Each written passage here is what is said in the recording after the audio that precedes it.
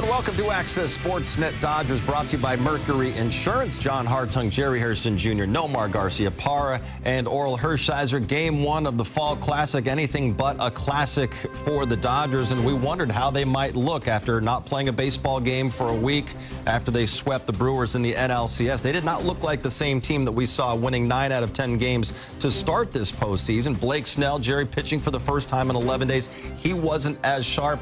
On the other side, the Blue Jays did what they've continued to do this entire postseason, that swing the bats, and that 9-run 6th inning was the difference in the game. I think collectively, this is the deepest lineup the Dodgers are going to face. These guys put the ball in play. They're relentless. They can hit the long ball, but they don't rely on the long ball.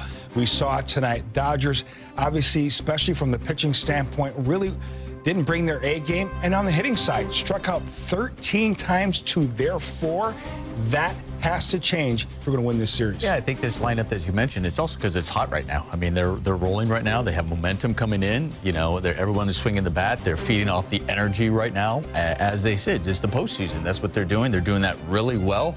They didn't really chase. They put the ball in play, and they do have some thunder in those bats. They can drive it out of the ballpark. They showed it today. They've shown it throughout the postseason. So today just wasn't a fluke. This is what they've done. At the same time, when we look on the Dodgers side, yeah, Snell, he didn't look as sharp. You know, it wasn't there. He'll tell you that, but still managed to battle through, tried to give the team a chance to come back in this game, score some runs. I think there was an opportunity where the Dodgers had those bases loaded early in the game to really try to shift some momentum on their side, try to take some of the wind out of the sail of the Toronto Blue Jays, and they couldn't muster anything. I think that was kind of a big blow to the Dodgers, and the Toronto Blue Jays kind of rolled with that right after that. But, you know, a lot of swings and misses. I mean, they did look off. I mean, there's no doubt about it. When you're off, this is one of our fears. When you're off this long, it's really hard. It really is hard at the end of a season when you are sitting down for a week, when you're just running on adrenaline because you're already physically and mentally exhausted to try to get back up. Hopefully, this wakes them up. Yeah.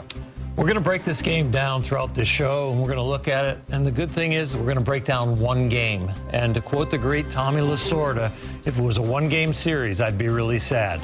But it's not a one-game series. It's a 7-game series, and there's a lot of baseball to be played. And it was a 2-2 game going into the bottom of that 6th inning. Oral Blake Snell, we talked about, he wasn't quite as sharp tonight. He begins the 6th inning, walk, single, hit by pitch. Then he comes out of the game. And this is where, if you're the Dodgers, you need someone at bullpen to help put out the fire, and they just weren't able to do it. Next thing you know, the Toronto Blue Jays put up 9 runs. Yeah, it was worrisome from the beginning with Blake because he did not have his fastball command, and we talk about it so much. We can say that the changeup's elite. He's getting the swing and miss with the slider, the curveball he's landing, but everything comes off the fastball because if you're locating the fastball, and especially for him, to the glove side, pounding it into righties. But when he went into righties early on, it was not there. It was in off the plate. It was up and more in the middle. And when he did not have the rhythm with that pitch, it really affected everything.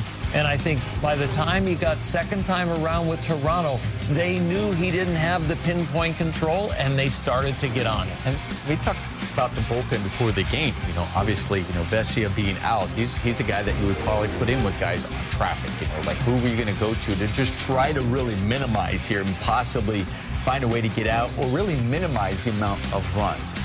Sheehan came in. A lot of his pitches were just over the middle of the plate. This is a team who's very patient, doesn't chase, and they can hit some hard stuff, and especially over the middle of the plate, and they took advantage of that, and it was talking about passing the baton. They were doing that in that inning. It was really contagious for one guy after the other. It was a quality at-bat after quality at-bat, and they ran with it. And like Oral mentioned, this is just one game, and you know what? I almost prefer, if you're going to drop a game, I almost prefer them getting punched in the mouth like they did tonight. And I think hopefully this will wake them up because it has been a long layoff. Now, hey, we're in a series. You know, if you're in a heavyweight fight, you get knocked to the ground. All right, let's see how we respond. I expect this Dodger team to respond in a big way tomorrow night. You know, the good thing is you just have to split. You split over there in Toronto, you have home field advantage. Yep. Right. You know, I don't like the way the home field advantage plays out because of that. So, okay, you lose game 1, come back, win game 2, win it. decisively, and all of a sudden now you have home field advantage. You get back to come. And we Dodger predicted Stadium. they'd win in 6, so they have to lose another game for them, the Dodgers, to win in 6. Again, this is the World Series. It's amazing just hearing, fans talk. And I know there's talking heads that really don't know a lot of baseball. Oh, the Dodgers are going to roll. The Blue Jays are a very good team. I mean, a very good team. So I'm so glad now the world has got a chance. Now, listen, the Dodgers respected the Blue Jays because they know their opponent. So the world got a chance to see there's a reason why the Blue Jays are representing the American League in the World Series. They put the ball in play. They swing the bats extremely well, and they can pitch a little bit. Now it's up to the Dodgers to respond. Earl, seems like the only time as a starting pitcher you would ever have 11 days between starts is maybe if you're on the injured list or something's bothering you. But this was a time when Blake Snell, he's coming off one of his best outings of his career outside of his no-hitter in that last game against the Brewers, has 10 days off before his next start. And tonight, what did you see from him that just wasn't quite what we have seen in this postseason? It just wasn't the rhythm that we were looking for from him and the execution, and it was early on. I mean, he got out of the first inning, but it was 20-some pitches, and it was not pinpoint. He actually was becoming the old Blake Snell, which is effectively wild, compared to the guy who is pitching and making pitches and executing and really blowing you up in a way that he has like a .6 ERA through the postseason. This was the Blake Snell that was struggling with rhythm, but effectively wild and always competing. But Toronto caught up with him. There was not a lot of swing and miss in Blake's game, and that was the competition tonight. It was a swing and miss pitcher against a contact team, and he wasn't hitting his spots and getting the swing and miss. Nomar, what did you see from Blake Snell tonight? I just think the guys, Toronto were able to lay on pitches. They recognized early on that the fastball command wasn't quite there. An aggressive team that probably can look for fastballs, but when the fastball isn't a strike early on, now all of a sudden you're not 0-1, you're not 0-2. You can look in the zone early on. And if I get the fastball here, since he doesn't have his fastball command, I can be aggressive in my zone. But if it's not there, I can wait. And since they were able to wait, or it was a ball, now all of a sudden it's 1-0, your mentality is a lot different. Then I can even start looking like, okay, fastball, I can look at my zone, but now I can even look at some of these off-speed pitches. I can look for the area of his off-speed pitch. If it starts up, if it starts falling in my zone, I can attack in the middle of the zone. Toronto Blue Jays were able to just wait for their pitch rather than have to go after his. Blake Snell's so good at making adjustments to see what they're trying to do to him, and he adjusts, but he's able to do that when he's ahead and going, okay, now I'm ahead, now what are you trying to do? Oh, now I see what you're doing. Now I can kind of a chess match and give you that counter maneuver.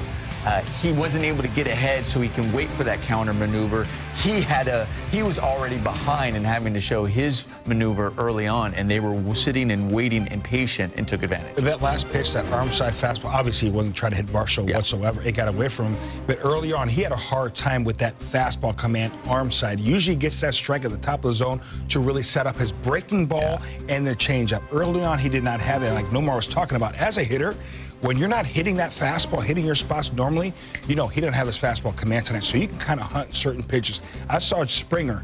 I know he hit it off the end of the bat. He was trying to leave, sitting on a changeup. Guys were going up there hunting a certain pitch, and that's what happens when you don't have your ace stuff.